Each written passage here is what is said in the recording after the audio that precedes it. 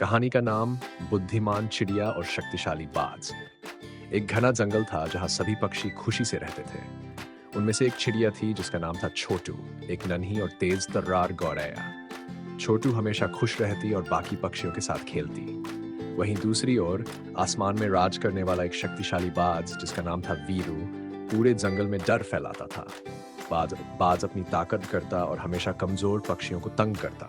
एक दिन वीरू ने गौरैया को देखकर सोचा, ये छोटी चिड़िया कितनी कमजोर है, इसे तो आसानी से पकड़ा जा सकता है। वीरू उड़कर नीचे आया और गौरैया को डराने लगा। अरे छोटी चिड़िया, तुम्हारी इतनी हिम्मत कि तुम मेरे सामने बेफिक्र उड़ रही हो? क्या तुम जानती नहीं कि मैं वीरू हूँ, जंगल का सबसे ताकतवर बाज?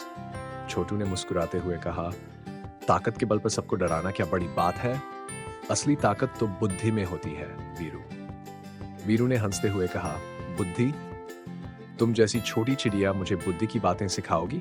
देखो, मैं तुम्हें कुछ ही पलों में पकड़ सकता हूँ। छोटू ने बिना घबराए कहा, ठीक है वीरू, अगर तुम सच में इतने ताकतवर हो तो क्यों ना हम एक दौड़ लगाते हैं। देखना चाहते हो कौन जीतेगा, ताकत या बुद्धि? वीरू ने सोचा, ये छोटी चिड़िया मुझसे दौड़ लगाएगी, इसे तो मजा चखाना ही पड़ेगा। दौड़ शुरू हुई। वीरू ने अपने मजबूत पंखों को फैलाया और तेजी से उड़ने लगा।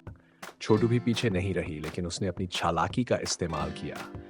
वह बाज की सीधी उड़ान से बचने के लिए पेड़ों के बीच से उड़ने लगी। वीरू को हर बार पेड़ों से बचने के लिए ऊपर नीचे होना पड़ता, जिससे उसकी रफ्तार धीमी हो गई। थोड़ी देर बाद छोटू ने एक गुफा देखी और तेजी से उसमें घुस गई। वीरू भी गुफा में जाने की कोशिश करने लगा, लेकिन उसकी बड़ी काया अंदर जाने में असमर्थ थी।